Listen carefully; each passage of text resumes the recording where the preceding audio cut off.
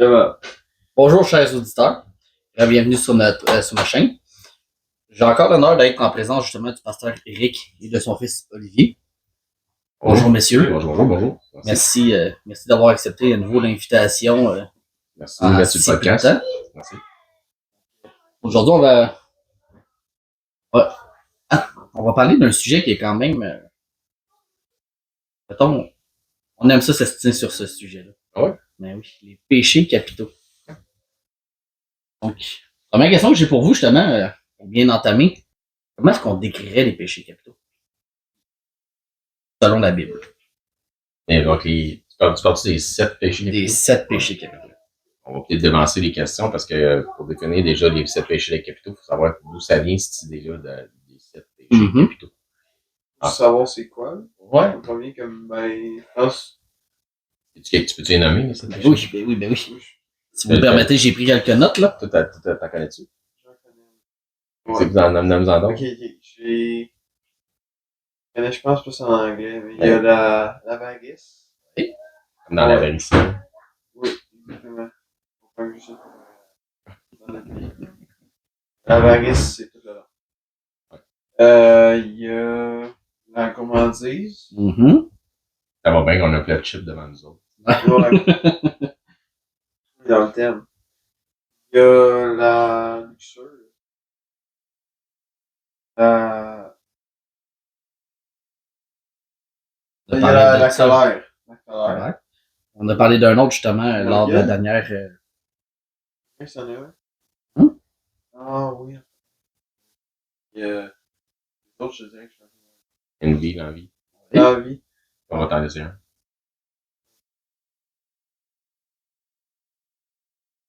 On a parlé de la gourmandise. Parce que le dernier, c'est généralement celui de la paresse.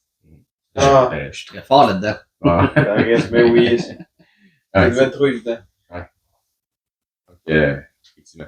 Donc, bienvenue dans Cigar Lounge, encore une fois. Ben oui. Donc, comment si tu répètes ta question, parce que là, on commence par définir c'est quoi, puis qu'est-ce que c'est, ben, tu parles des péchés capitaux. Donc, comment est-ce qu'on définirait le péché de manière générale selon la Bible? Le péché, parce qu'il n'y a pas juste des 7 péchés capitaux, il y a des péchés, mais on va revenir avec j'imagine, dans tes questions, avec qu'est-ce qui catégorise, puis pourquoi les péchés capitaux, puis pourquoi on appelle ça les péchés capitaux, etc. Les péchés en général, toi, Olivier, qu'est-ce que tu as à dire là-dessus? Comment on peut les définir selon la Bible? C'est un péché, c'est tout ce qui va à l'encontre de la nature de Dieu. On peut faire qui va à l'encontre de la nature de Dieu. Donc, il y a ce péché capitaux, mais ça peut être quelque chose aussi simple que j'ai un exemple, mais c'est un péché capital. Ça, c'est un des péchés, c'est un des 7 péchés. Ouais, oui, parce qu'il en existe. Il y en a, mais il y en a d'autres péchés. Ben oui. Il y en a plein, ça peut mais tu sais, on pourrait tout de suite, pour définir ce que c'est qu'un péché. Un péché, c'est ce qui va vraiment à l'encontre de la volonté de Dieu, comme dit Olivier, la nature de Dieu. Dieu étant parfait, donc tout ce qui va à l'encontre de cette perfection-là devient un péché. Notre nature charnelle depuis la chute de l'homme, qui avait l'intention de connaître pour eux-mêmes, avoir la connaissance du bien et du mal en dehors de ce que Dieu leur dit, voici ce qui est bien, voici ce qui est mal. Ces choses-là, toutes ces choses-là, c'est ça, sont pas à l'encontre de la volonté de la nature de Dieu. On a parlé de l'orgueil, justement, on avait fait le sujet dans le dernier podcast. Maintenant, ça pourrait être mentir, par exemple, si on pourrait le chercher dans la liste, faire des faux témoignages dans la liste concernant les 10 commandements, on trouverait là prendre le nom de Dieu en vain, c'est un péché aussi. Donc, il y a vraiment plusieurs péchés autres, donc, qui sont en dehors de ce qui est appelé, qui sont appelés les 7 péchés capitaux. Et même directement la prochaine question. D'où vient la notion de péché capitaux? C'est-tu plus une notion biblique ou théologique? C'est très bien formulé. Ouais, Olivier doit avoir une réponse là-dessus. Comme au dernier podcast, là, on m'a dit la reproche que c'est juste l'Église catholique. C'est l'Église catholique romaine. Et si je me trompe pas, ça vient de l'Église catholique romaine. Il y a de mettre plus d'emphase sur ceux-là. Vraiment parce que justement, peut-être qu'il y a un pape à quelque part qui a marqué ou qui s'est fait dire par ses évêques. T'as des péchés très récurrents dans la vie. C'est vrai.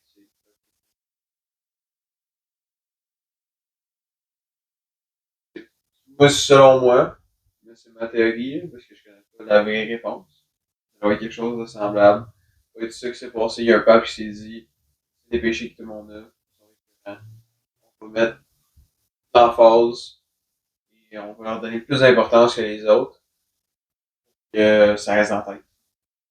Donc, si je comprends bien ce que tu me dis, mettons, de ton point, ce serait plus une question théologique. Ouais, effectivement, c'est une question théologique. Après, si je me rappelle, il n'est pas écrit nulle part dans la Bible qu'il y a 7 péchés capitaux, parce que tous les péchés sont, n'importe quel péché, qu'il soit petit, qu'il soit grand, sont, ben, ils peuvent paraître petits ou grands comme, à nos yeux, mais, aux yeux de Dieu, un péché, c'est un péché. Dans tous les cas, ce que tu fais, c'est qu'on s'en va. OK. Donc, définitivement, c'est une question théologique. Donc, un peu comme je vais reprendre un peu ce que Guy disait, sa théorie est pas si mal. C'est effectivement, éventuellement, dans le temps du côté nicéen, donc de l'Église catholique romaine, il y a un pape, éventuellement, on n'a pas besoin d'aller dans l'histoire, là, on va paraphraser l'histoire, là, pour éviter bien des détails, mais effectivement, qui est arrivé, puis il a dit, voici une liste de 7 péchés capitaux. Attention, les capitaux, ça veut dire quoi? Ça veut dire que c'est 7 péchés qui, selon lui, selon son autorité, puis ça c'est grave, étaient dignes de mort. Donc, il voulait amener par son autorité ecclésiastique, qui était une fausse autorité, dans le fond, dans le monde des papistes, donc ceux qui mettent en autorité sur eux autres un pape. Et il avait dénoté qu'il y avait 7 péchés qui étaient pires que les autres, selon lui. Non pas selon les Écritures, non pas selon ce que Dieu dit, non pas selon la Bible, la parole de Dieu. Et ces 7 péchés-là étaient dignes de mort. Donc, ça donne beaucoup d'autorité à l'Église que de pouvoir juger de la vie ou de la mort sur des individus qui sont dans le royaume dans le monde ou dans le temps de l'Église. Donc, il n'y aurait jamais dû avoir d'autorité dans l'Église de vie ou de mort sur des individus. Il empêche aussi, dans son propos, il empêche aussi la grâce de Jésus-Christ, parce que ces péchés-là sont, selon lui, impardonnables, parce que c'est la peine, c'est la mort. Tandis que Jésus-Christ, il pardonne tout. C'est ça la base. D'un autre point de vue, de quelle façon ça se faisait? Est-ce que demande pardon à Dieu pour tes péchés, mais finalement, vu qu'il a commis le péché, la conséquence ou la sentence reste la même, tu vas mourir parce qu'on va te mettre sur le bûcher ou peu importe l'instrument de torture qu'il y avait à cette époque-là. Pour pouvoir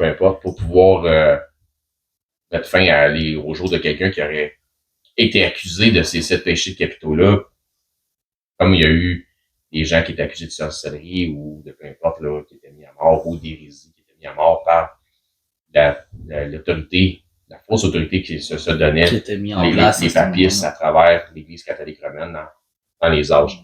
Donc, ceci étant dit, les 7 péchés capitaux, en réalité, n'existent pas. C'est théologique, théologique selon une hérésie théologique et non pas selon une vérité théologique.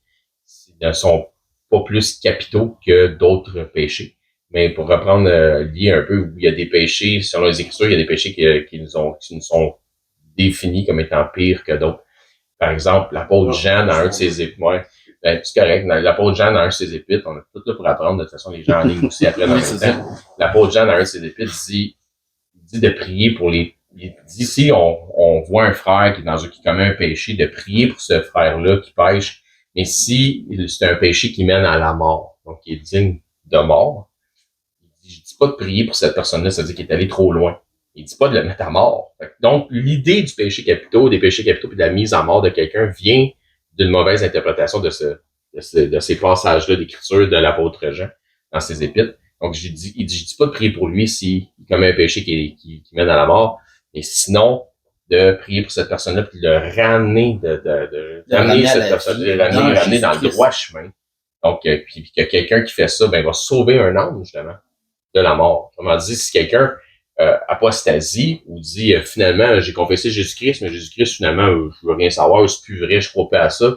Ça, c'est un péché digne de mort parce qu'il y a un péché qu'on peut commettre qui n'est pas pardonnable et c'est le péché contre le Saint-Esprit. Et ça, c'est de nier Christ ou de ne jamais vouloir confesser Christ.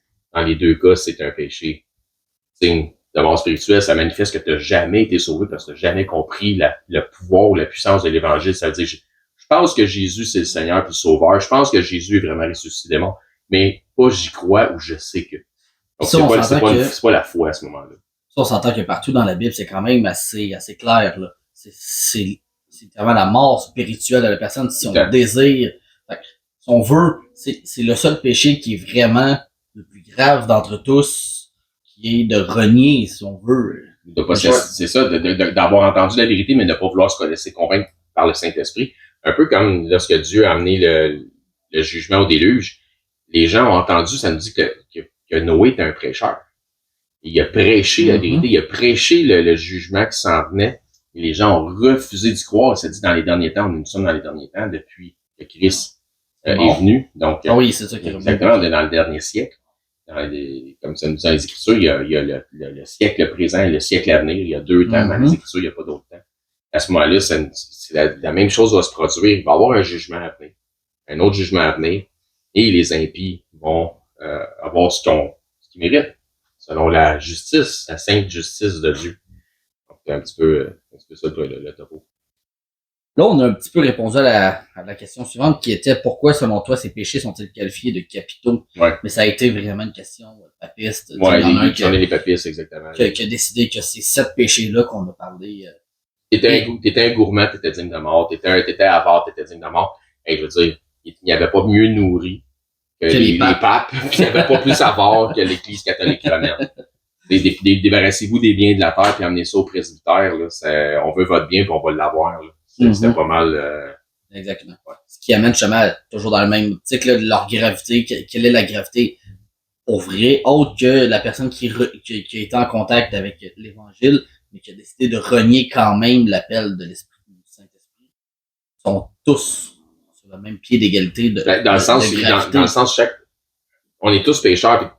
Donc, de nature, un enfant va mentir pour se protéger. C'est toi qui as mangé des biscuits au chocolat? Non, mais tu sais. Il y a la bouche pleine de chocolat. Exactement, la bouche pleine de chocolat. Non, c'est pas moi, c'est le chien. T'sais. Peu importe, tu sais, comment qu'on va mettre ça sur le dos peu importe, l'enfant va se défendre, va mentir pour se défendre par peur de conséquences. Mais Dieu, tu peux pas te cacher de Dieu. On est tous pécheurs. Puis ça nous dit dans les Écritures que si quelqu'un dit de lui-même qu'il est sans péché, il fait de Dieu un menteur parce que Dieu confirme que tout homme sont pécheurs. Donc, on a tous besoin de la grâce de Christ. Donc, le péché, encore une fois, c'est une idéologie théologique, hérétique des papistes et de l'Église catholique romaine, ce qu'on appelle le péché véniel ou le péché capital. Donc, l'antipode des péchés capitaux, c'est le péché véniel, ça veut dire que c'est juste un petit péché. OK? Puis aux yeux de Dieu, il n'y a pas de petits péchés parce qu'au final, on est tous pécheurs. Il y en a des pires que d'autres, mais les conséquences peuvent être pires que d'autres péchés. Mais chaque péché a sa conséquence. Mais au final, le fait que nous sommes pécheurs nous amène dans une seule direction, puis il y a juste une façon de se sortir de cette direction-là. C'est-à-dire que, tu sais, on va prendre comme expression tous les chemins mènent à Rome. Oui. Mais tous les chemins convergent vers un endroit, qui est l'enfer. Sauf un seul chemin. Il y a un seul chemin qui mène au Père. C'est la voie du Christ. C'est Jésus-Christ, qui est le chemin, qui est la voie. Là, par rapport à ça, j'ai une question. Évidemment, c'est pas dans le planning, mais j'ai une question rapide. L'enfer. J'avais entendu un pasteur aux États-Unis qui parlait grosso modo de l'enfer et qui disait que l'enfer, à la base, n'avait pas été créé pour l'humain, mais pour les démons, justement les anges déchus, puis que Dieu avait créé justement le royaume du paradis dans le seul but que tout humain sur terre revienne à lui. Que penses-tu? Ouais. Je peux te donner mon avis, ouais, les deux. T'as pas le droit. Écoutez. Si je me trompe pas, je pense que la théorie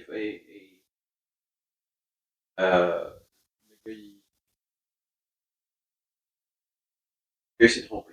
OK. Attends, c'est peut-être pas trompé, c'est peut-être lui qui paraphrase mal qu'est-ce que le gars a dit. OK, peut-être. Mais peut-être, si mettons dans les deux cas, là, il y a peut-être des erreurs. On peut pas que ce pas là pour se défendre. C'est vrai. Mais si tu paraphrases bien, c'est vraiment ça que le gars a dit, mais probablement que le gars il s'est trompé.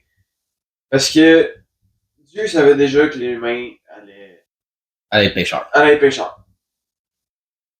Oui, l'enfer est pour les démons. Entre autres. Parce que les démons ne croient pas.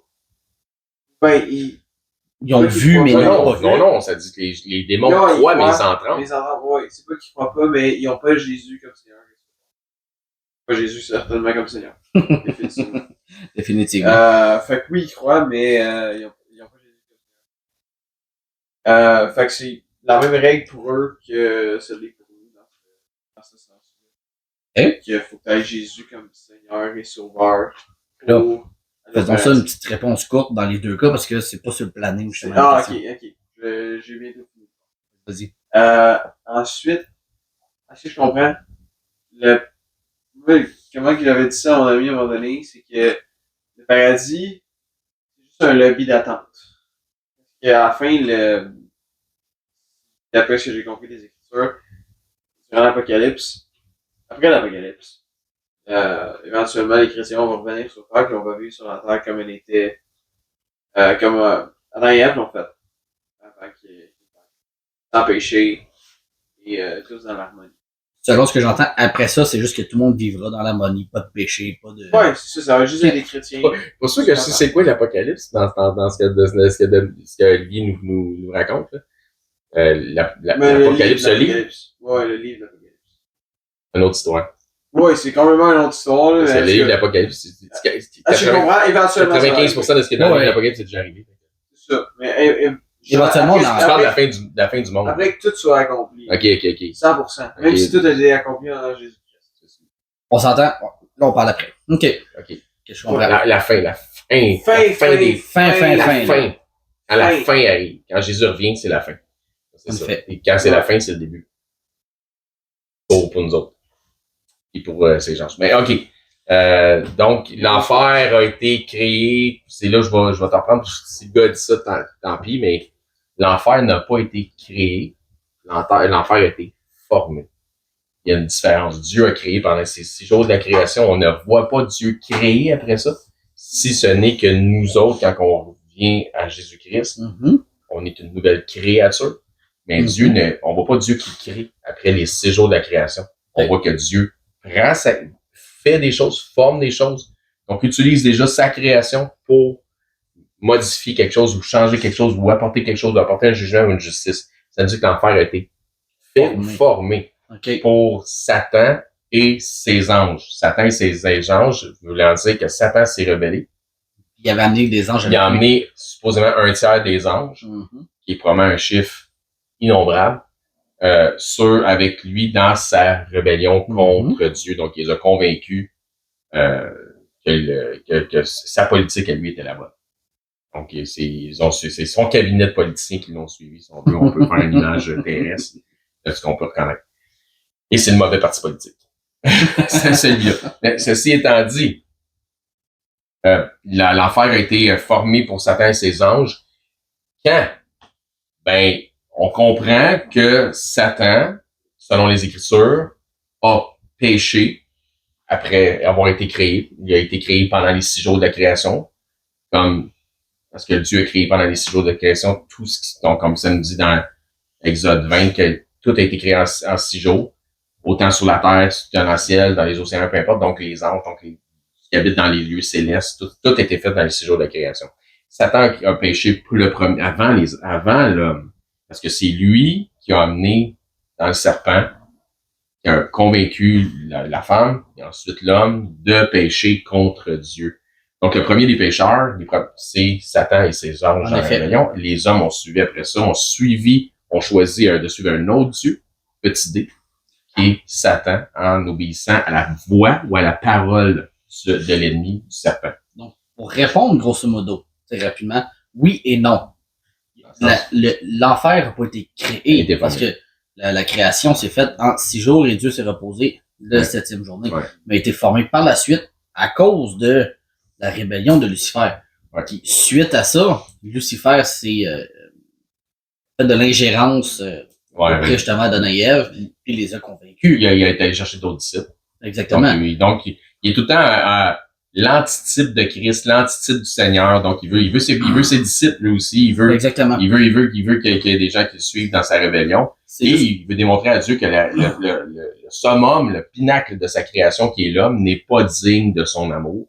Parce qu'on est tous des méchants, on est tous des pécheurs. Donc, en effet. c'est la permission qui lui est donnée, c'est de prouver ça à Dieu. Mais Dieu, par sa grâce, par le moyen de la foi, il sauve les hommes par l'évangile de Jésus-Christ. Autrement dit, le mot utilisé qui était créé est mauvais. Exact. OK. Non, c'est technique, c'est juste une technicalité. C'est comme si tu dis j'adore le chocolat, je comprends que tu fais pas une dévotion au chocolat, ça veut dire que tu aimes beaucoup le chocolat. Je comprends ce que tu dis en disant que On Dieu aime a beaucoup créé manger l'enfer, mais dans le fond, Dieu a formé l'enfer pour Une Satan et fois ses ses anges. créations faites. Maintenant, Satan et ses anges, ben si Satan amène des hommes, les hommes et leurs âmes à le suivre dans sa rébellion, ils vont finir au même endroit qui a été fait pour eux. Ça n'a pas été fait pour l'homme. Ça a été fait pour Satan et ses anges. Okay. Mais les disciples de Satan vont le suivre. Parce qu'au final, on suit le Dieu qu'on désire suivre. Exactement. Si eux veulent suivre Satan, ils vont suivre. Ben, tu vas suivre jusqu'en enfer. OK. Donc là, pas que Satan est déjà en enfer. Des fois, on pense que Satan est en enfer dans les flammes avec une queue fourchue, une fourche. Ouais, le classique avec, exactement, avec des cornes. Mais Satan n'est pas en enfer. Satan ne règne pas en enfer. Il y en a un qui règne en enfer, c'est celui qui l'a formé. C'est Dieu qui est boss partout. Autrement dit, Dieu gère tout. Dieu gère tout. C'est Dieu qui a formé l'enfer, c'est Dieu qui est boss. OK. OK. Il ne doit pas avoir grand-chose à gérer là-dedans à part de chauffer mettre le chauffage. Ouais. On va rentrer justement dans le premier des péchés. Ça répondait à ta question? Ça répondait très bien à ma question. Pour ceux qui se demandent si je bois du jus de raisin ou du vin, c'est du vin? Je m'en ai dire, ils ne le sauront pas. Non, OK. Non, c'est du vin. Exact. L'orgueil. On en a parlé justement durant le... C'est bon. Puis le dernier podcast. Le podcast. L'orgueil. Quels sont les exemples d'orgueil dans la Bible? Et, généralement, puisqu'on sait que dans la Bible, il y a souvent les conséquences que ça a donné. Donc, quelles ont été les conséquences de ces exemples? On a vu un message là-dessus. Pas cette semaine, là. Ça n'a pas rapport avec les... Tout enseigné là-dessus, par contre. Oui. Ça avait amené un super bon point que... Dans Ésaïe. Ouais, l'orgueil de Lucifer l'a amené à devenir... À se faire dans le fond. Ouais, à se faire kick out. Ouais. Je pense qu'ailleurs aussi, ça dit qu'il a rendu libre. En fait, t'es un ange de lumière dans un ange de ténèbres. C'est ça, mais là, il est plus dans le mot qu'il était avant. Aujourd'hui, il faut qu'il se déguise en ange de lumière parce qu'il était. Il fait du cosplay. Ouais, non, quand tu étais parti, on a été enseigné sur la vie de Salomon. Quand j'étais en voyage. Ouais, quand t'étais en voyage. On a été enseigné sur la vie de Salomon et justement son orgueil, parce que c'est éloigné de Dieu. Parce qu'il était mélangé. C'est par orgueil qui est pas t'éloigner. La seule chose qui nous éloigne de Dieu, techniquement, c'est l'orgueil. C'est là que ça part. C'est la première chose. Il y a personne qui est orgueilleux, qui est pas du tout, qui est vraiment peu, qui est pas à Christ. Là, je vais te couper tout de suite. Tu es en train de répondre à la prochaine question. Faut pas trop vite. Allons pas trop vite dans nos... Je vais continuer sur la vie de Salomon. Ouais. Éventuellement, il s'est éloigné de Dieu, puis c'est les conséquences, c'est que dès que Dieu l'a béni, mais dès que lui est parti, tout a cassé. Donc, il a perdu ses bénédictions. Ouais, tout ce qu'il a fait dans sa vie, dès qu'il est parti, il n'y a rien. Son royaume a été divisé après ouais, sa mort. Il y a des conséquences, tout le temps des conséquences. Même que, des fois on dit Dieu pardonne. Oui, Dieu pardonne, mais c'est pas nécessairement qu'il pardonne sans conséquences. Il peut y avoir des conséquences pareilles au péché qu'on a commis, malgré qu'on a obtenu le pardon. C'est pas un pardon sans conséquences. C'est un pardon avec conséquences, puis tu vas comprendre qu'il faut pas que tu refasses ça. Ça, c'est un point. Mais pour ce qui est... d'autres exemples, mais un exemple, je pense que c'est assez. Ouais, ça décrit quand même très bien. Donc, juste répéter ta question. Oui, c'est ça. Quels sont les exemples de l'orgueil dans la Bible et quelles ont été les conséquences? Man, les exemples de l'orgueil dans la Bible, c'est innombrable. En fait, il y a trois choses qui nous amènent à pécher. C'est la convoitise de la chair, la convoitise de la vue, puis l'orgueil de la vie. Ces trois choses, tous les péchés qu'on peut commettre sont reliés à ces trois choses-là. Et l'orgueil de la vie, exemple, le péché de Satan est pour une raison, l'orgueil, parce qu'il ne peut pas être tenté par la chair, c'était pas un être charnel, c'est un être céleste. Donc, c'est l'orgueil qui l'a amené à être fier, à vouloir défier les ordonnances de Dieu. Donc, à chaque fois qu'on défie les ordonnances du Seigneur, on démontre un orgueil. À chaque fois qu'on veut marcher en dehors des ordonnances du Seigneur, on démontre un ego, un orgueil, parce qu'on s'élève au-dessus de ce que Dieu dit. Donc, quiconque s'élève sera abaissé. Donc, ouais. Si mes politiques sont meilleures, ça veut dire que moi, je me pense supérieur à exactement, je suis meilleur à l'autre partie. Tu ne vas pas jamais être meilleur que ce que Dieu dit. Donc, aussitôt que tu t'élèves au-dessus de ce que Dieu dit, dans tes voies, dans tes façons de faire, à ce moment-là, ben, tu démontres définitivement de l'orgueil. Donc, juste, ça nous dit que où est-ce qu'il y a de la colère, où est-ce qu'il y a de la chicane, c'est parce qu'il y a de l'orgueil, soit d'un parti ou de l'autre. Donc, dans un couple, s'il y en a deux qui se font une prise de bec, puis ont une discussion à haut volume, c'est parce qu'il y a de l'orgueil. Soit chez un, chez l'autre ou chez les deux. Il y en a un des deux qui veut pas s'humilier ou les deux sont chacun sur leur position dans l'orgueil. Donc, les exemples de l'orgueil, autant dans les divisions dans l'Église, sont multiples. Il y en a beaucoup trop pour en nommer quelques-uns. Exactement. Donc, c'est vraiment multiple. Mais si on veut ramener ça à un dénominateur commun, ne pas faire ce que Dieu dit, ne pas aller selon ce que Dieu dit ou s'élever au-dessus de ce que Dieu dit, démontre l'orgueil. Donc, pour rester dans l'humilité, reste dans les balises de ce que Dieu dit. Donc, l'antonyme d'orgueil, c'est l'humilité. J'essaie de répondre à une autre question, mais une autre question plus loin. Mais quelles ont été les conséquences? T'sais, grosso modo, c'est quoi les conséquences quand tu es orgueilleux? Qu'est-ce que Dieu fait pour vous punir? C'est une bonne question. Olivier, t'as-tu des réponses à ça? C'était justement la même question qu'il a quand même répondu quand Salomon est parti. Il y a toutes les bénédictions qu'il avait, il a enlevé. C'est comme je parlais de conséquences. Ça dépend. Ça va dépendre. On se pas tous punir exactement de la même façon. Dans le sens, moi, mettons, un ordinateur que j'utilise pour travailler. Et aussi pour me divertir. Peut-être qu'à cause de mon orgueil, que mon ordi va avoir des problèmes comme il y en a déjà eu. C'est arrivé. Ça va m'écœurer, mettons, je pense à un moment donné, j'ai dû tout effacer ce que j'avais sur mon ordinateur puis de le remettre comme si j'avais jamais eu. Je sais pas si c'était parce que j'étais orgueilleux, mais je garantis que j'ai pas aimé ça. C'est une conséquence de ton ego. Je le sais pas. Okay.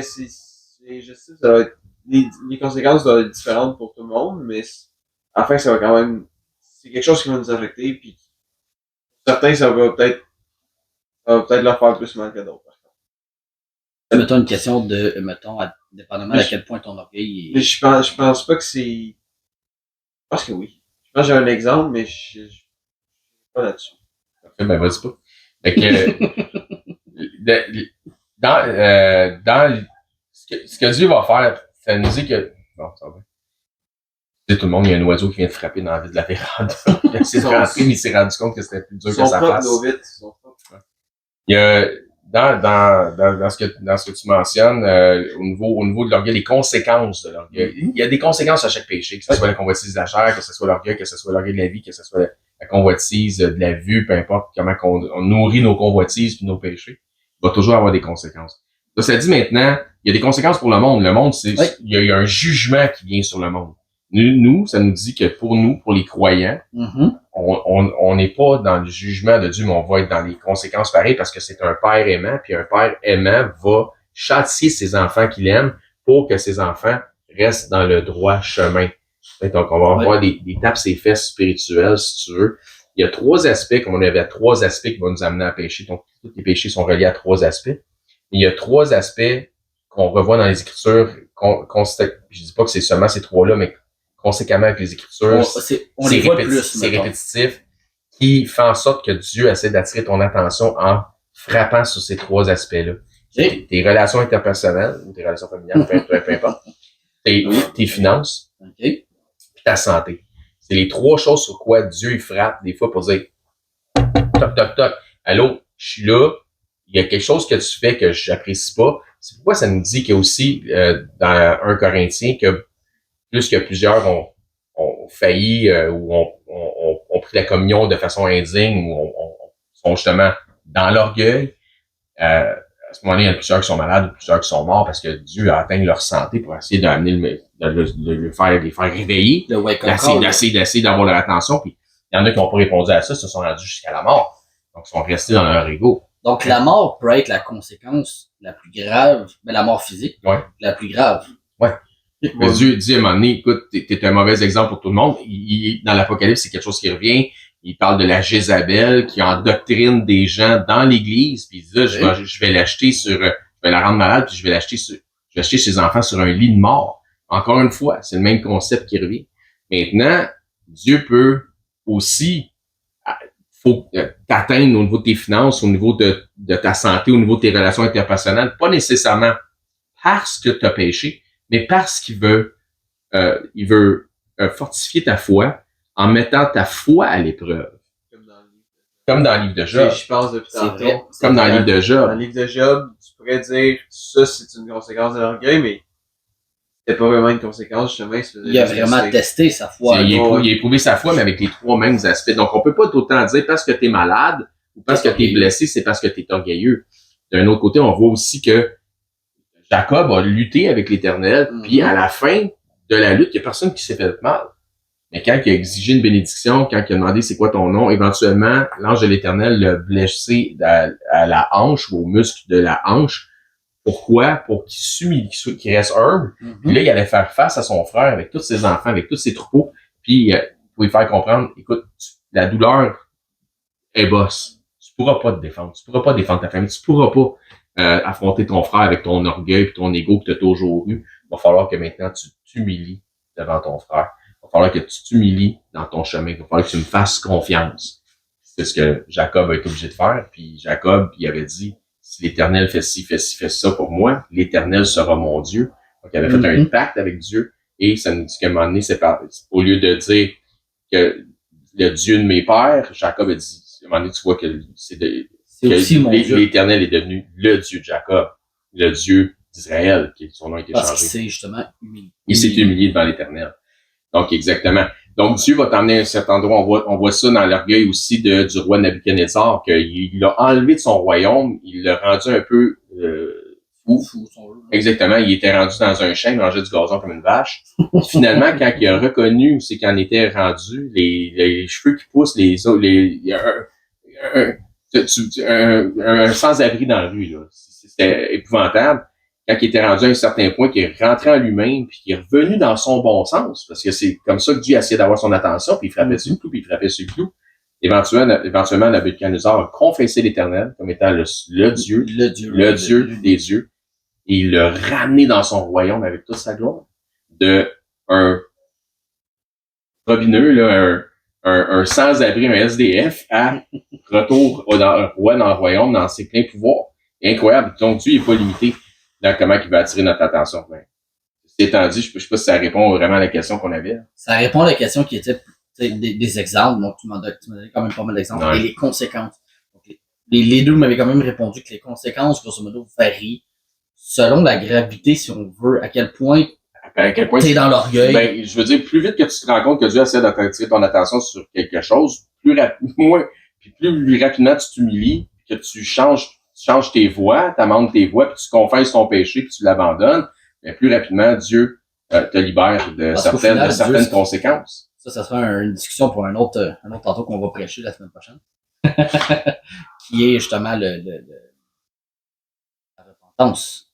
Plus vite on se repent de son orgueil, selon la gravité qu'on Dieu justement. Puis ça n'empêche pas les conséquences, mais éventuellement, tu sais, je veux dire, si un père aimant dans son enfant amène une conséquence parce que l'enfant a fait telle chose, ben, c'est plus facile pour l'enfant s'il accepte la conséquence que s'il devient fâché puis il s'enorgueillit puis il continue dans sa rébellion à cause des conséquences. Donc, les conséquences devraient t'amener à l'humilité et non pas à devenir amer. En effet. D'accord avec ça? Oui, je suis d'accord, mais justement, je voulais rajouter que tu as dit de remarquer que l'orgueil, justement, un père, son enfant vient le voir puis il dit ben, je m'excuse. Ça fait. Ben, le père il peut être fâché encore, mais c'est clair que ça va l'attendrir. Je pense que c'est un peu pareil pour Dieu. Ben, ça n'empêche pas qu'il va encore peut-être avoir des conséquences. Ou que la conséquence va continuer. Mais Il va être content. au moins tu lui as demandé pardon. La première chose que tu as besoin de faire. Ouais, c'est comme le fils prodigue qui s'humilie puis il revient au père. Le père était content de l'avoir venir. Ouais, en effet. Il a tout donné. Il l'a l'a traité comme un roi. Il était comme un prince. Puis, si on racine les conséquences du péché, on regarde un roi qui était grandiose, qui était David, qui était un roi incroyable, avec tous les défis qu'il a passés, toute sa foi a été mise à l'épreuve, mais éventuellement, il s'est élevé dans son cœur. Il a commis adultère, il a fait tuer un homme, qui était meurtrier, il était adultère, un pécheur. Un pécheur. Ouais, puis il méritait la mort pour ces péchés-là. Donc, il s'était élevé dans son cœur au-dessus des ordonnances de Dieu comme un roi. Il aurait dû rester humble, comprendre qu'il n'était pas au-dessus de ses frères, qu'il n'aurait jamais dû faire ces choses qu'il a faites là. Et comme conséquence, il a perdu 3 enfants comme conséquence. 3 de ses enfants sont morts, puis une autre de ses enfants a été complètement maltraitée. Il a démoli son plan familial, ses épouses. Ça a été épouvantable, les conséquences qu'il y a eu, mais ça n'a pas empêché les conséquences.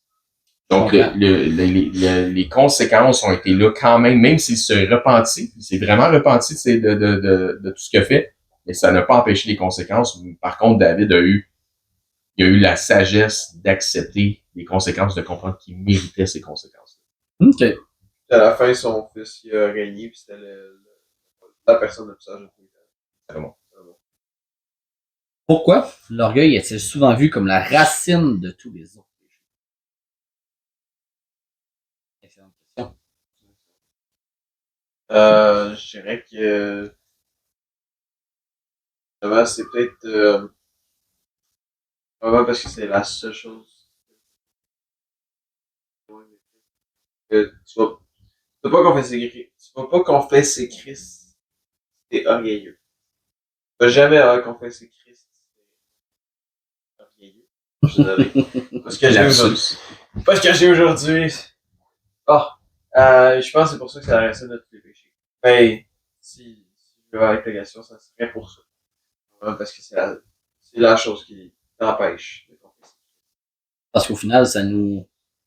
je vais dire ça même, mais c'est comme si on se mettait sur un piédestal, Ouais, c'est ça. à l'égal ou même supérieur à Dieu. Si t'es dans l'orgueil, tu dis j'ai la bonne façon de faire, comme on a dit tantôt avec les partis politiques. Tu dis j'ai la bonne façon de faire, quand la Bible dit le contraire. Parce que la seule façon que t'as la bonne façon de faire, c'est que c'est la façon de faire à Dieu. Okay. Ben d'abord, tu pêches automatiquement. Donc, la racine, en fait, si on veut retourner à là, c'est probablement la façon que tu l'as exprimé. Si on peut en faire un parallèle. C'est le premier péché qui nous est manifesté, c'est l'orgueil de Satan. Comme j'ai dit tantôt, il ne peut pas être tenté par la convoitise de la chair. Il n'y a pas de chair, il n'y a pas de corps chair physique et charnel. Donc, c'est l'orgueil qui l'a tenté. Donc, c'est le premier péché qui l'a amené à se rebeller contre Dieu, qui l'a amené ensuite à tenter les hommes qui étaient encore plus faibles, parce que les autres, il y avait la chair. Donc, etc. Donc, c'est, originellement, le péché de l'orgueil serait le premier péché commis, même au niveau des êtres célestes. Après ça s'est répandu chez l'homme. Autre chose, par contre, si tu parles de racine, ça nous dit que la racine de tout ce qui est mal, il y a une racine à tout ce qui est mal. Donc, tout ce qui serait mal serait relié à une seule racine, une seule chose. Donc, on aurait 3 choses qui nous amènent à pécher. Oui. On peut ramener ça à un autre dénominateur commun. Donc, La pyramide, mettons. quelque chose de plus simple encore. On peut simplifier ça. C'est la racine de tout ce qui est mal, c'est l'amour de l'argent. Ben là, OK, mais ça veut dire quoi, l'amour de l'argent? Faut dire, OK, moi, mais je comprends pas. Ça s'arrête pas à l'amour de l'argent. L'amour de l'argent veut dire quelque chose. L'amour de l'argent, ça veut dire, je deviens autosuffisant. C'est encore une fois, c'est relié à l'orgueil. Ça veut dire, je suis tellement autosuffisant que je peux faire ce que je veux, puis Dieu, rien n'a pas son mot à dire dans ce que moi, je veux faire. Encore une fois, c'est... Parce que t'aimes l'argent plus que Dieu. Exactement. Donc, parce que t'aimes l'argent, parce que l'argent devient ton Dieu, puis devient ta raison de pouvoir faire ce que tu veux en dehors de ce que Dieu la volonté de Dieu. Encore une fois, c'est s'élever au-dessus de la volonté de Dieu. C'est l'orgueil. Donc, la racine de tout ce qui est mal, c'est l'amour de l'argent, ou, si on traduit ça d'une autre façon pour ce que ça veut dire, c'est l'amour de ce que je peux faire, de comment je peux accomplir mes désirs, sans que Dieu ait son mot à dire, parce que je deviens autosuffisant dans tout ce que je veux faire. Et ça nous ramène au péché originel. L'orgueil. Ben, en fait, ça nous ramène au péché originel de Adam et Ève, où Ève, pour commencer, voulait consommer le fruit de l'arbre de la connaissance du bien et du mal, puis je vais connaître le bien et le mal par moi-même, puis Dieu n'aura pas son mot à dire parce que je vais savoir, je vais avoir cette connaissance, je vais avoir cette science-là, et j'aurai pas besoin de l'intervention de Dieu dans ma vie pour faire ce que je veux, faire mes désirs. C'est toujours la même chose qui revient. Parce que, comme Satan a dit, vous serez comme des dieux. Vous serez comme des dieux connaissant le bien et le mal, exactement. Mais en même temps, dans Genève, la première affaire que Dieu dit sur les hommes, c'est « Je vous ai fait à mon image ». Ouais, Dieu parle qu'il a fait l'homme à son image, effectivement. Par en mes esprits, parce qu'il est Père, Fils et Esprit. Quand Lucifer est arrivé sous forme de serpent, il est vraiment allé tenter le corps, l'esprit de la chair. Ben, pas l'esprit, excuse, le péché de la chair. Ben, en fait, oui, parce qu'en fait, ce qu'il a fait, c'est qu'il a fait du marketing. Il a dit, ben, regarde le fruit. quand tu vas consommer, ben. Voici la belle. Ouais, en fait, la question a été, la question, ouais, c'est ça. C'est seulement 6 et 66. La question a été posée à Ève. Dieu aurait-il dit, donc il a mis tout de suite en doute la parole de Dieu pour que Ève puisse s'élever en raisonnant au-delà de ce que Dieu dit. Donc elle a raisonné, donc il y a emmené un vent de fausse doctrine pour qu'elle s'élève dans son raisonnement, qu'elle joigne sa fausse doctrine, qu'elle joigne les hérésies du diable. Donc c'est pour ça que c'est important aussi de garder une saine doctrine dans l'Église. Donc en faisant ça, il lui a dit, non, Dieu a dit, ben, Dieu nous a dit qu'on peut manger tous les fruits du jardin, mais pour ce qui est de l'arbre de la connaissance du bien et du mal, il a dit que, mangez-en pas parce que le jour où vous en mangez, certainement vous mourrez. Mais en fait, l'ordre avait été donné à Adam. C'est lui le chef et le leader, mais elle a pris le leadership. Voilà, donc, le diable savait frapper pour que ça blesse. Il y a un autre débat d'une autre fois, ça. Hein? Ouais, mais rapidement, le diable, il a dit quoi? Il a dit, non. Dieu, c'est pas pour ça que Dieu a dit ça. Laisse-moi t'expliquer ce que moi je sais que Dieu t'a pas dit. Parce que Dieu, il sait que le jour que vous allez en manger, vous allez avoir la connaissance du bien et du mal. Donc, vous serez comme des dieux, parce que là, c'est Dieu qui vous dit qu'est-ce qui est bien et qu'est-ce qui est mal. Donc, vous serez comme des dieux. Ce qu'elle a fait, elle a regardé le fruit, elle a dit, il a l'air bon à manger. Donc, il est beau, le fruit. C'est un beau fruit qu'on va utiliser la vue. Il a l'air bon à manger pour ma chair, qu'on va utiliser la chair. Et il est bon aussi pour rendre intelligente. Donc, quand elle a distancé les points intelligentes, je sais pas, mais il va être bon pour me donner de l'intelligence, orgueil de la vie. Donc, c'est 3 péchés. OK. Et on parle, tu sais, des 3 types d'orgueil. Comment est-ce qu'on peut combattre l'orgueil en tant que 3 types de péchés, en fait. Ouais, c'est ça, excuse-moi. Ouais. Comment on peut le combattre? L'orgueil, justement, en tant que chrétien. On sait qu'on n'est pas à l'abri de ça. Non. On peut commencer par prier. OK. Parce que c'est un excellent début. Il faut aussi décrire. Je suis pas mal sûr qu'il y a des cris de se fortifier en Jésus en toutes choses. En genre. Ça me semble qu'il marquait plus qu'une fois, ça. Ouais, probablement qu'il y a des cris dans les 4. Il y a des mages. Ouais, ça doit être très important. Dans les épîtres. Ouais, mais se fortifier en Christ. Se fortifier en Christ et mais le but c'est d'être dépendant de Dieu le plus possible. Comment ça c'est son orgueil parce que comme on a dit tantôt, l'orgueil c'est d'être avec l'amour de l'argent. Être autosuffisant, pas avoir besoin de Dieu, ça c'est de l'orgueil. Alors c'est de demander à Dieu d'être le plus... Oh, ouais. On va allumer la table chauffante. Ouais. Moi, c'est le monde le voit, mais on a une table avec un pied chauffant, fait qu'on Ouais, On va se réchauffer les on gens. est au début du printemps, d'accord. Il commence à faire froid. Le but, c'est d'être le plus dépendant de Dieu. Fait que la façon de combattre l'orgueil, c'est de prier, de chercher. Ok. Peu importe ce que tu as besoin de faire. Grosso modo, dès qu'on sent qu'on commence à pécher ou qu'on commence à rentrer dans le péché, Même avant. prie. Même avant. Priant, tout ça. J'ai l'impression que ça va être un autre podcast sur l'orgueil. Ouais, mais là, l'orgueil, c'est un sujet tellement c'est grand. vaste, c'est ça. Mais pour répondre à ta question, comment qu'on peut éviter en tant que chrétien ou se sortir du péché de l'orgueil? Il y a une solution qui est invariable. C'est se plonger le nez dans les Écritures puis mettre la parole de Dieu en pratique. Plonge le nez dans les Écritures puis il y a une autre manière que Dieu a choisi de communiquer avec les hommes, c'est pas juste à travers un ouvrage d'imprimerie, c'est aussi à travers la prédication qu'on reçoit à l'Église. Donc, Dieu inspire des hommes qui sont imparfaits et de prendre le message puis de saisir dans le message ce avec quoi le Saint-Esprit essaie de nous atteindre en tant que membre assis sur notre chaise. Des fois, le prêcheur qui est là va dire des choses qu'il sait pas que ça t'atteint. Il a pas fait le message parce qu'il te vise, mais le Saint-Esprit, lui, le sait. Donc, prends ça, saisis ça, va mettre la parole de Dieu en pratique. Donc, mettre la parole de Dieu en pratique, c'est vraiment quelque chose qui fait en sorte que tu restes dans les standards que Dieu t'offre, te demande, donc dans le droit chemin. À ce moment-là, tu restes dans les standards de l'humilité. Surtout que tu t'élèves au-dessus de ce que Dieu dit, tu es dans l'orgueil. Donc, reste dans ce que Dieu dit. Si tu restes dans ce que Dieu dit, tu restes dans l'humilité. C'est un bon point, je l'ai pas dit, mais c'est vrai. Tu lis la Bible puis tu pries, mais Tu fais rien avec ça, tu mets pas ça en pratique. Tu mets pas de notes nulle part, puis effectivement, tu fais rien en pratique. Au final, Tu fais aller n'importe quoi, puis tu peux te parler à toi-même, ça change rien. Si tu mets pas la parole de Dieu en pratique, Jacques nous dit que ceux qui se mettent pas la parole de Dieu en pratique, c'est comme si quelqu'un qui se regarde dans le miroir, il voit son image, quand il s'en retourne, il oublie de quoi qu'il avait l'air. Tu sais, t'es toute lettre, t'es toute dépeigné, mais c'est comme... T'oublies que t'es lettre. Sauf que tout le monde s'en rend compte que t'es lettre pis t'es dépeigné pis que, tu sais, t'as une trace de chocolat sur le bord de la bouche. Tu peux juste faire ça quand t'as congé chez C'est ça, tu sais. Anyway, c'est vraiment ça. Mettre la parole de Dieu en pratique, mettre la parole de Dieu en pratique, mettre la parole de Dieu en pratique.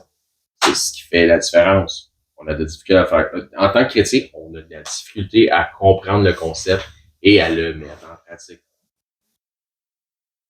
Deuxième péché.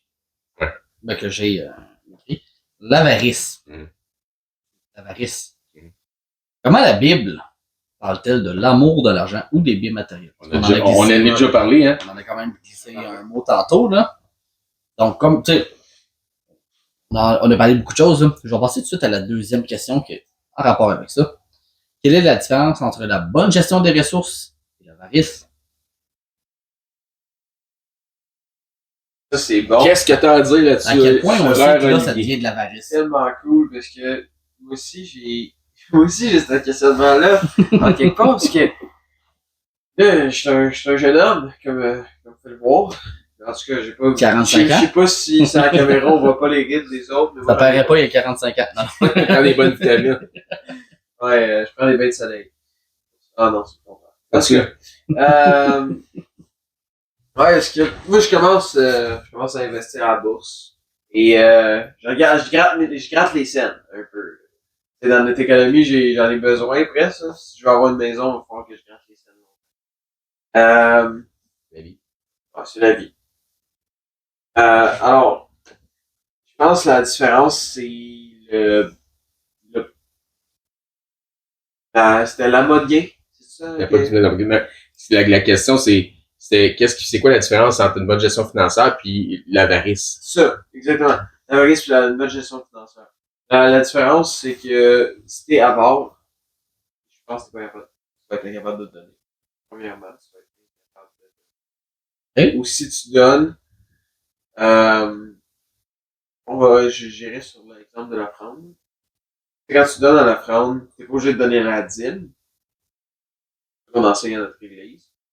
Mais j'ai eu une discussion avec mon père quelques fois là-dessus. Selon lui, je suis d'accord avec ça.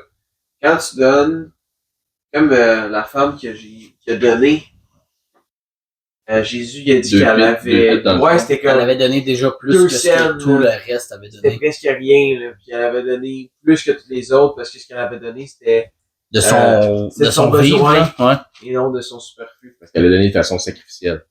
C'est un sacrifice qu'elle faisait. Ça écoutait quelque chose de donner. C'est ça, elle en avait besoin. Quelqu'un qui est avare va jamais faire ça. Il va faire comme les publicains.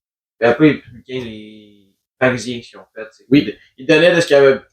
Ils donnaient de ce qu'il avait pas besoin, mais est-ce qu'ils donnaient beaucoup comparé à leur richesse? On sait pas, mais probablement que non. Fait que moi, c'est ça que je fais. La bonne gestion financière, selon moi, c'est biblique parce que tous les hommes de Dieu, presque, de l'Ancien Testament, étaient riches. Et Jacob, justement, Abraham, pas mal sûr qu'il était riche. Le Bill Gates de son temps. Job. Financièrement parlant, Job, t'es riche. Job, littéralement, il gouvernait sur un pays. Là. Il y avait tellement de terre, c'était. Des troupeaux. Il devait avoir le Canada au complet, Job. L'équivalent aujourd'hui du Canada. Ouais, presque. Un pays, mettons. Fait que la bonne gestion financière est correcte. L'avarice, est-ce que tu peux être avare pis pas être bon avec l'argent pendant tout? Tu peux être avare pis pas être capable de me payer. C'est vraiment deux choses très différentes. Donc, la différence entre l'avarice et la bonne gestion financière, il y a pas un gros lien entre les deux. Je pense pas qu'il y ait un lien nécessairement à faire entre les deux. La bonne gestion financière, c'est l'avarice, c'est autre chose. L'avarice va démontrer que tu retiens plus. Le Seigneur la Bible nous enseigne que certains se font riches. En fait, se font riches, mais ils n'ont pas une scène. Mm-hmm. On en voit plein encore sans combrer aujourd'hui. D'autres se font pauvres, mais dans le fond, sont riches. Puis donc, lorsqu'on parle d'avarice, l'amour de l'argent qu'on a parlé, qui est dans les Écritures, que ça nous parle dans une des Épîtres de Timothée, que Paul annonce que certains ayant l'amour de l'argent se sont jetés dans les pires tourments. Donc, parce que servir Mammon, servir le système de ce monde pour en faire ton Dieu. Donc, l'argent n'est pas le problème, c'est l'amour de l'argent qui est le problème. On comprend la nuance? Vouloir faire de l'argent pour, grosso modo, vouloir faire de l'argent pour subvenir à ses besoins ou aux besoins de sa famille, c'est bien. C'est nécessaire. Mais quand, non seulement de ce que j'en ai compris, tu donnes pas, mais tu veux faire plus d'argent encore. Quand t'en fais ton Dieu, puis en même temps, si tu profites des autres ou tu crées des lésions ou un peu Quand tu fais du mal aux quand autres. tu fais du mal aux autres pour faire de l'argent, quand tu fous des conséquences des autres pour ton bien à toi, là on a un méchant problème. Là on est dans l'avarice. Là on a un méchant problème là, dans le prêt à usure, puis dans vraiment d'avoir aucune grâce ou quelqu'un à qui nous doit de l'argent ou quelque chose de même. À ce moment-là, on est dans l'avarice. Donc, mais c'est vraiment faire une distinction entre l'avarice ou la bonne gestion financière. Là, on va y arriver. Si quelqu'un est une personne d'affaires, puis il est millionnaire, c'est pas nécessairement parce qu'il est avare. Donc, ça n'a pas rapport parce que, comme Olivier disait, les grands noms des hommes de Dieu de l'Ancien Testament, c'était Abraham. Il y avait tellement de troupeaux, il fallait qu'il se sépare avec son neveu parce que ça remplissait le pays.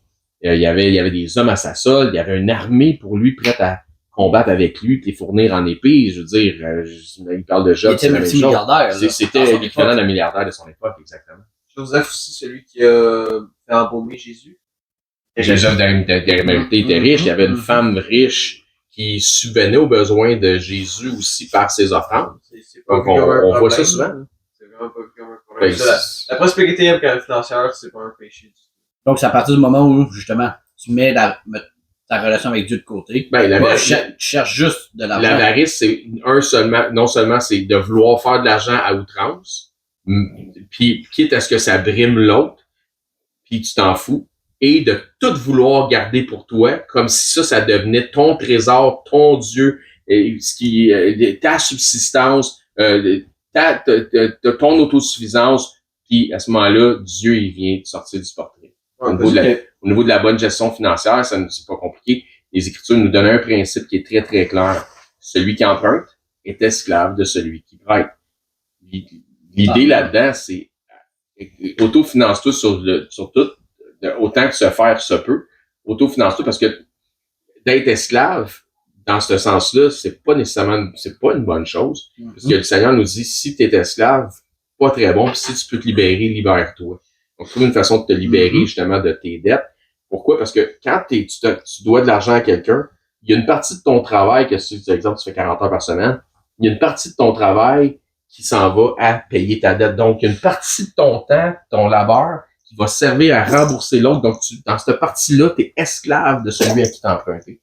Donc, de se libérer de ça, donc de bien gérer nos finances pour pas que ces choses-là arrivent, pour être au-delà de ça. C'est une bonne chose. Donc, c'est pas une bonne chose non plus de ne pas nécessairement avoir d'argent. C'est un homme de famille, quelqu'un qui a une famille qui doit travailler 60 heures pour subvenir à ses besoins, si faire se peut, c'est encore louable.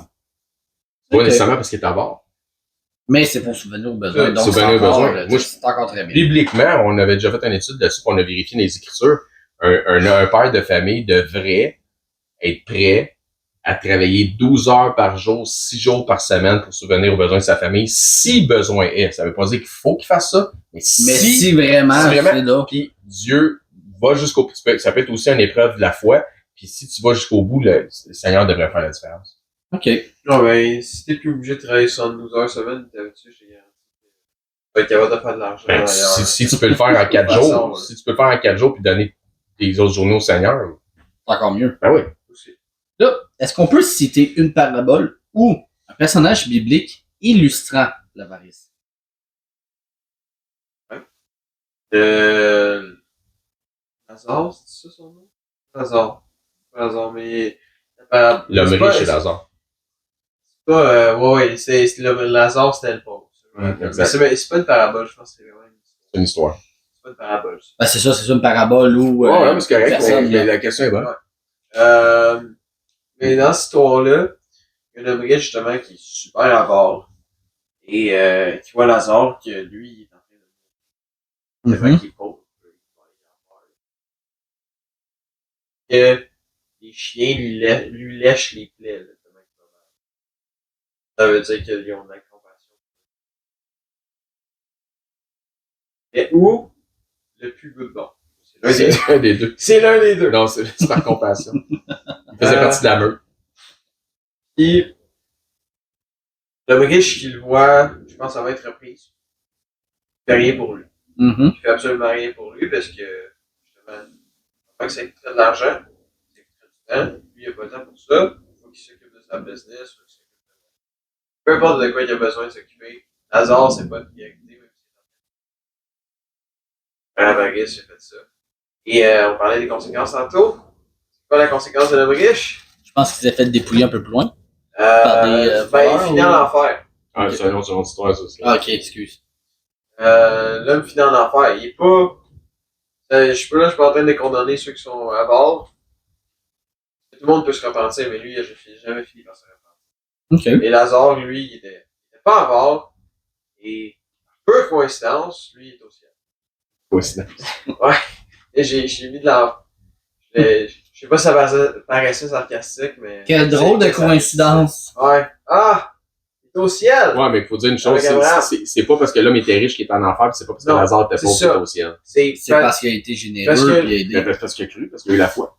Ouais, Lazare, il a eu la foi, puis il y avait pas d'argent, il était pas à bord. En fait, ce qu'on apprend de ça, c'est que l'homme riche se pensait, ce qu'il croyait, c'est que le fait qu'il était riche démontrait qu'il était béni de Dieu, puis qu'il était versus l'autre, tu sais, qu'il est pas béni de Dieu. Si Dieu veut pas prendre soin de lui, imagine-toi, il est pauvre, il est malade, il est ça, si Dieu veut pas prendre soin, j'en prendrai pas plus soin, mais Dieu prend soin de moi, regarde, moi je suis riche. Donc, il se confiait dans ses richesses, puis il pensait que ses richesses étaient un synonyme de bénédiction puis de salut. C'est complètement stupide. Un orgueilleux. Ouais, exact. Là, si on nomme juste un personnage. Qui était avare. Judas, c'est un avare, c'est un voleur. Judas C'est l'Iscariote. là le temps. Le temps file, hein. J'ai dû y penser tout de suite. Judas, Ouais, mais- c'est ça, Les péchés, c'est tellement. Pourtant, je trouve qu'on parle vite. L'envie. Comment? D'aller aux toilettes. Non, l'envie. Le péché. Hein? Le péché. Le péché de L'envie. l'envie. Comment l'envie détruit-elle des relations selon les Écritures? Il n'y a pas l'envie d'aller aux toilettes. Moi, l'envie détruit des relations, mais l'envie, la jalousie, c'est des choses qui sont très, très, très, très proches. Donc, l'envie, c'est, tu regardes l'autre, puis c'est un des péchés qui sont dans l'Ancien Testament au niveau, qui sont nommés dans les 10 commandements, donc d'envier ton prochain, de dire, ben, lui, il a ci, moi, j'aimerais ça aussi avoir ça. L'autre, donc, c'est les deux enfants qui ont deux parts de gâteau, puis l'autre, il voit qu'il y a une cerise sur son gâteau, puis lui, il a pas eu la cerise sur le gâteau, puis là, il broye parce que, ben, c'est exactement ce principe-là très immature, là, Okay. de vouloir avoir ce que les autres ont, mais pas nécessairement par le mérite.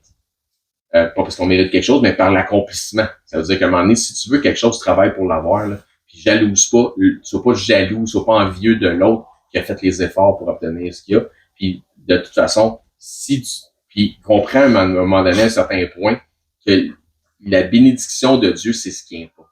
Mm-hmm. Le Seigneur nous dit, cherchez d'abord le royaume de Dieu et sa justice, première des choses, mets Dieu en premier, mets tes priorités à bonne place. Tout ce que tu as besoin, Dieu va prendre soin de ça quand tu fais partie de ses enfants, parce que Dieu nous aime et il va prendre soin de ses enfants.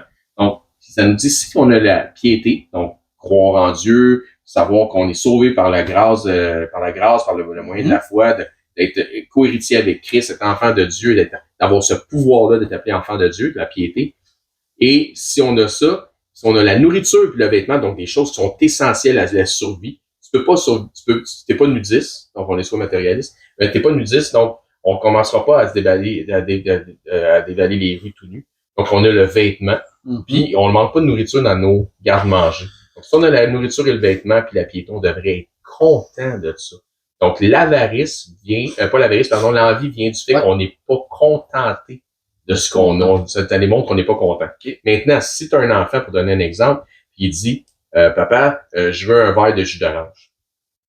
Et tu dis, garde, pense pas que c'est le temps pour un jus d'orange, je vais te donner un verre d'eau, puis j'ai soif. Je veux un verre de jus d'orange. Puis pique une crise parce que tu lui donnes un verre d'eau, parce que tu lui donnes un verre d'eau, puis il veut pas il veut un verre de jus d'orange. Là, c'est de l'envie. Sèche. Tu comprends? Ouais. Écoute, t'as soif? Fine. Mais je te donne de l'eau. Non, je veux du jus d'orange, puis tu piques une crise parce que tu veux pas donner du jus d'orange, puis tu veux donner un verre d'eau. Mais Dieu, je pense qu'il est capable de voir ça de notre immaturité, il l'aperçoit de la même façon.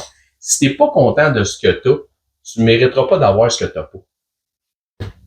Donc, commence pas à démontrer de l'envie et de l'amertume, parce que ces choses-là vont être liées ensemble. Mm-hmm. Parce que t'as pas ce que tu veux, parce que l'autre, il l'a, puis l'autre, pourquoi l'autre est béni, moi je l'ai pas.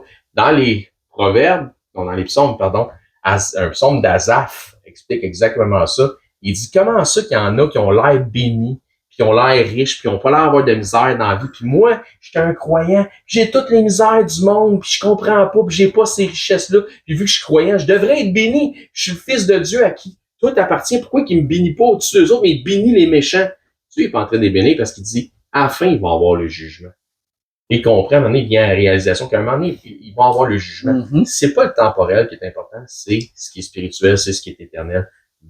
Focus à la bonne place, vois par la foi les choses en avant. C'est ça?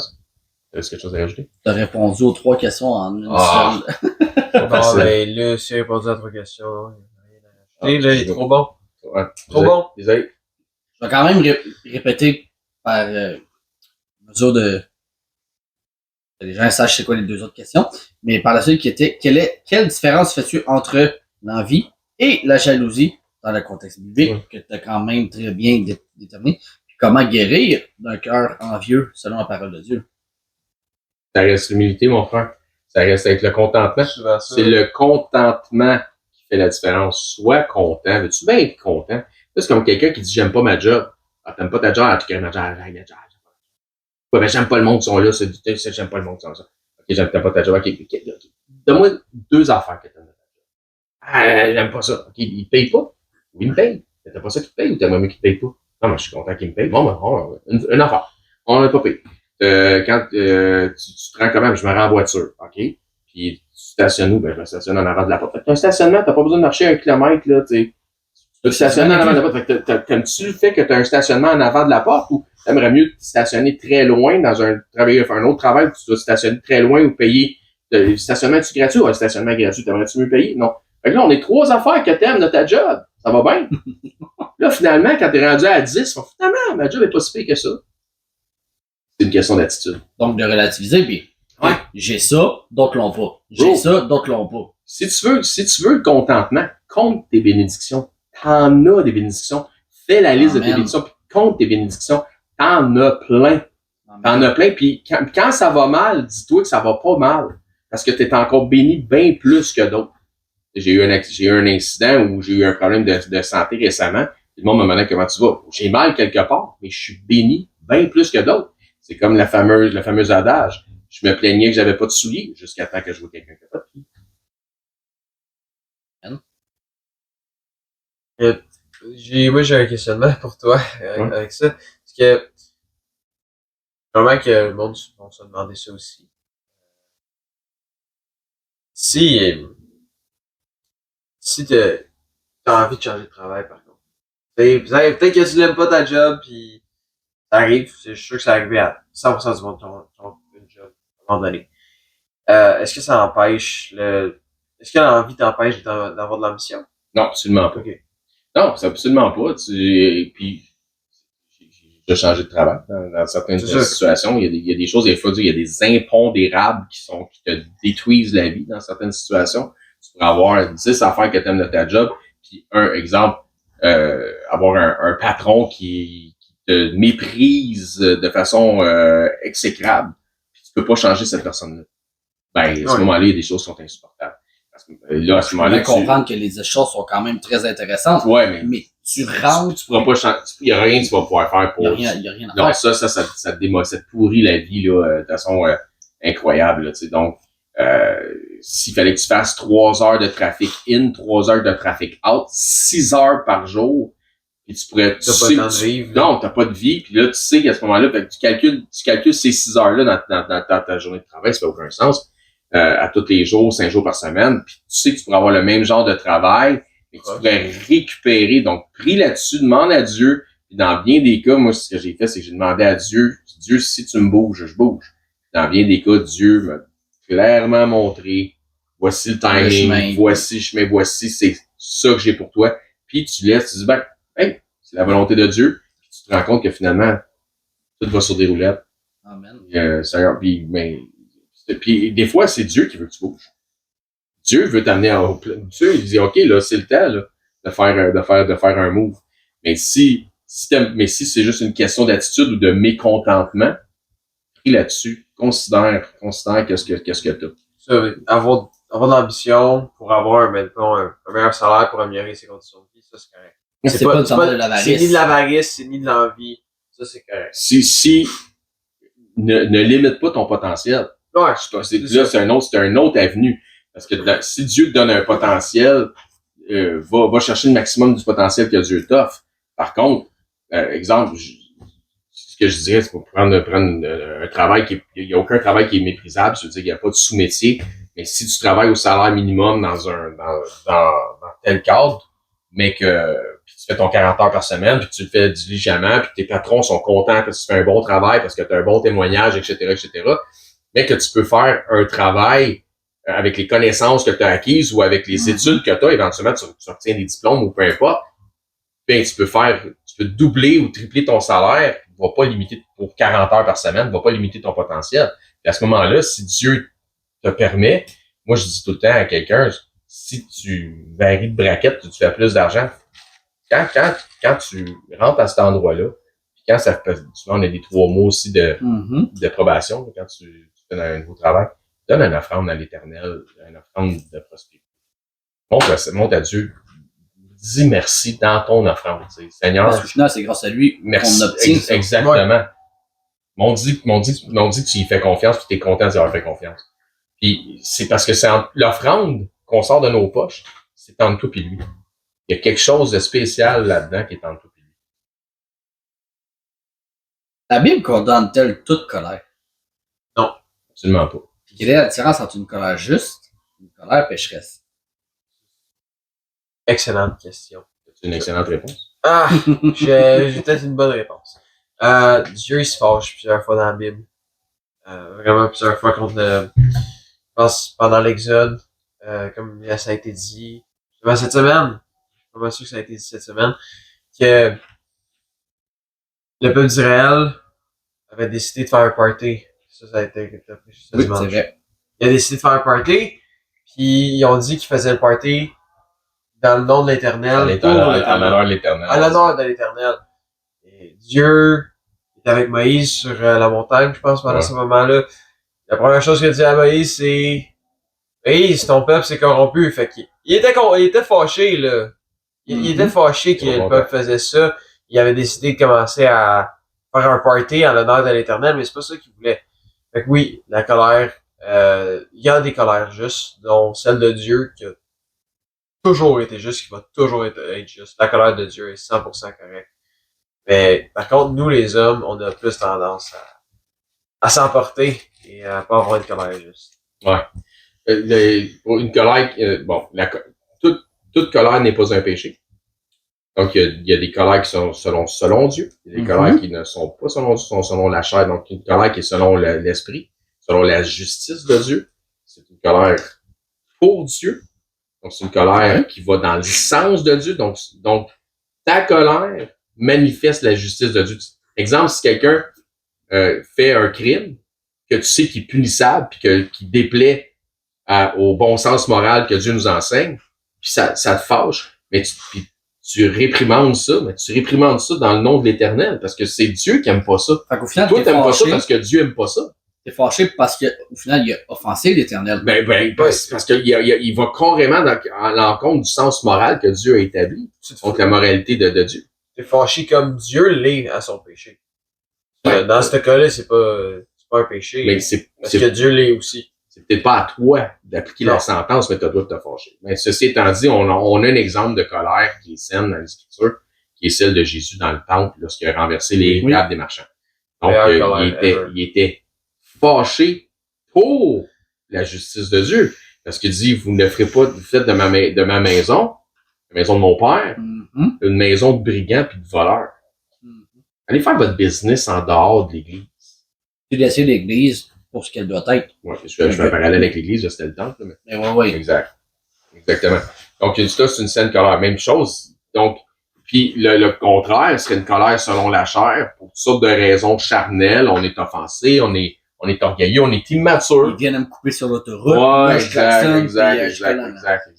Donc ça, c'est simplement une immaturité. On est offensé. Ça nous dit que dans les proverbes que la gloire de l'homme, c'est d'oublier les offenses. Je te dis qu'il n'y a pas de grand glorieux, même au sein de la chrétienté au sens large, parce que on s'emporte beaucoup trop facilement. Là, je vais demander une exemple différente pour chaque, sans nécessairement toute la décrire, mais donne-moi un exemple, chaque de colère destructrice dans la Bible. Ouais, je peux commencer. Dans la Bible, colère destructrice. Dans la Bible. Dans la Bible, une colère destructrice.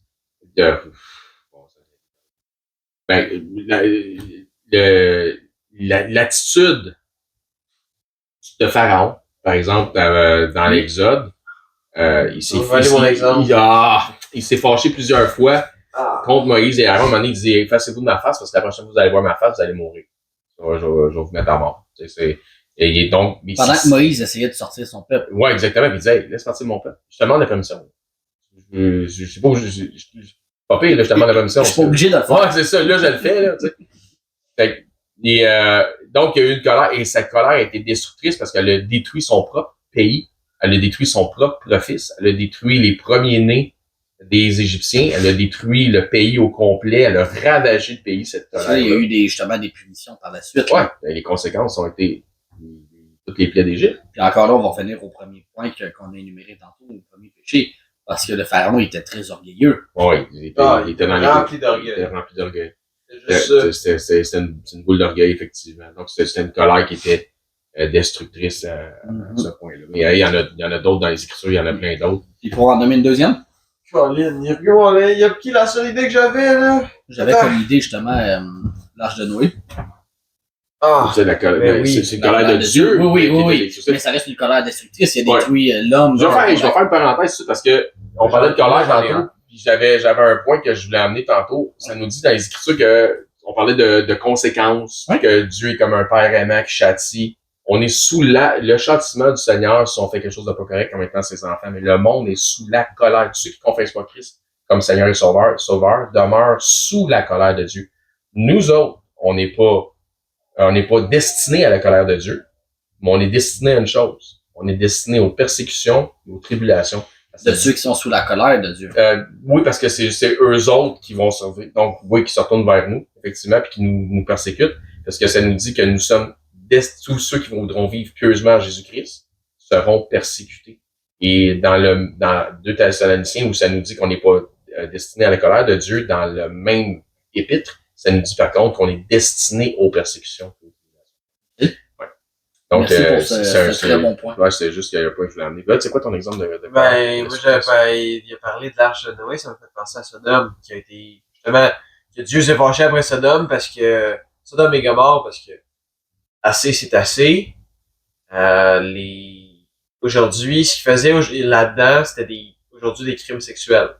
C'était juste ça, c'était juste de la débauche. Okay. C'est pour ça qu'il l'a détruit par le feu, parce qu'il n'y avait plus rien à faire avec ces personnes-là. Il a fait un wipe-out. Il était à zéro. Ils étaient rendus esclaves de leur péché. Ils étaient pas capables de s'empêcher d'avoir des relations sexuelles avec quand c'est n'importe qui sait que c'est mal, par exemple. Ce qui est écrit dans la Bible, c'est que les vieillards, c'est les relations qui sont sexuelles, c'est tout le monde ensemble, du vieillard jusqu'aux enfants. Je comprends. Tout le monde était corrompu par le péché. Ouais, tout le monde était corrompu, puis à ce point-là, je suis même pas sûr que c'était leur choix. Et, non, mais ce que je veux dire, c'est qu'ils étaient esclaves de leur chair solide. Et quel conseil biblique ça n'empêchait plus donneriez pour nous aider à gérer nos émotions? Quel conseil biblique? Ouais. Quel conseil biblique pour gérer nos émotions et pardonner? Pour gérer nos émotions, déjà, c'est un. Pardonner, c'est autre chose. Allons-y plus pour gérer nos émotions. En fait, le conseil biblique, ça serait d'avoir une maturité spirituelle. De lire sa Bible. Développe dans tous les aspects de la piété. Aller à l'église, communier avec les frères, écouter la parole, mettre la parole de Dieu en pratique, oui, lire, mais aussi méditer la parole de Dieu. Tout c'est de développer ta maturité spirituelle. Parce que ce qui va nous mettre souvent dans une certaine c'est quoi, colère, t'avais dit? Ouais. C'est souvent une immaturité. C'est une immaturité spirituelle. C'est l'homme animal qui réagit au lieu de l'homme spirituel qui agit. Donc, on est en mode réaction au lieu d'en mode action parce que je sais déjà quoi faire dans telle situation, dans telle circonstance, parce que j'ai déjà acquis les connaissances spirituelles pour faire face à telle situation. Donc, ça, c'est déjà grand de pouvoir avoir cette maturité spirituelle. Moi, ça va aller dans la même optique que j'ai dit tantôt. Là. Je pense prier, c'est clair que ça va t'aider. C'est impossible que ça t'aide pas. Si moi, je suis fâché, je vais donner un exemple de ma vie en général. Moi, je suis frustré, puis je veux pas m'enlever ça de la tête. Donc, ou je suis pas capable de me l'enlever de la tête, puis je vais y penser. Je peux y penser pendant 4 heures. Mais si je commence à prier, vraiment peut-être pour la situation, ou pour la personne qui m'a frustré, ben, peut-être qu'à un moment donné, je vais commencer à prier pour d'autres choses. À un moment donné, je vais pas oublier ma colère, mais ça va t'aider en même temps, moi, c'est comme ça que je le vois, là, mais à un moment donné, je vais pas commencer à crier après le Seigneur dans ma tête, là. D'être frustré puis de développer de l'amertume. Ouais. Je vais pas commencer à rendre Dieu coupable de ta situation. Non, ça, je peux pas. Justement, ça serait immature. Fâché après le Seigneur et de tout blâmer sur lui puis d'y parler mal. Parce que moi, quand que je prie, il faut que je sois poli. Parce que c'est le créateur de la terre. C'est vrai, c'est Dieu, exact. C'est pas mon grand chum. Papa. Ouais, c'est ça. C'est une coche au-dessus de ton grand chum, pas mal. C'est une bonne façon de voir les choses. Il y en a d'autres, bien du monde qui disent, on va prendre un peu ce que lui dit, moi Dieu, c'est mon chum, alors j'avais c'est mon chum. Oh, ouais, non, Jam. Il y a bien du monde. C'est ton boss. Je dis ben, l'exemple que je donne souvent, c'est, OK, mais mettons que tu arrives, donner un exemple de la Maison-Blanche. Parlement, là, mais Maison-Blanche, parce que c'est là que le président habite. Et si tu arrives à la Maison-Blanche, tu dis, moi, je connais mon chum Donald. Donald, c'est mon chum. Laisse-moi rentrer. Tu rentreras pas. Mais si Donald, il est à la porte et dit, lui, c'est mon chum, là, tu vas rentrer. Fait que, il y a bien du monde qui dit, Jésus, c'est mon chum, là, mais. Jésus, lui, va dire, non, toi, t'es pas bien mon chum. Ils vont risquer de se faire dire, je te connais pas puis je t'ai jamais connu. Non, un domaine qui est quand même très important. La lecture. Ah ouais. Hein? Comment la Bible définit-elle la sexualité et ses dérives? Ouais, hein. de plusieurs façons. Donc, bonjour à tous. Je vous remercie d'avoir écouté la première partie de 2 de la vidéo que j'ai intitulée Les 7 péchés qu'on nomme les péchés capitaux. La deuxième vidéo sortira d'ici peu. Restez à l'affût et encore une fois, merci de votre soutien.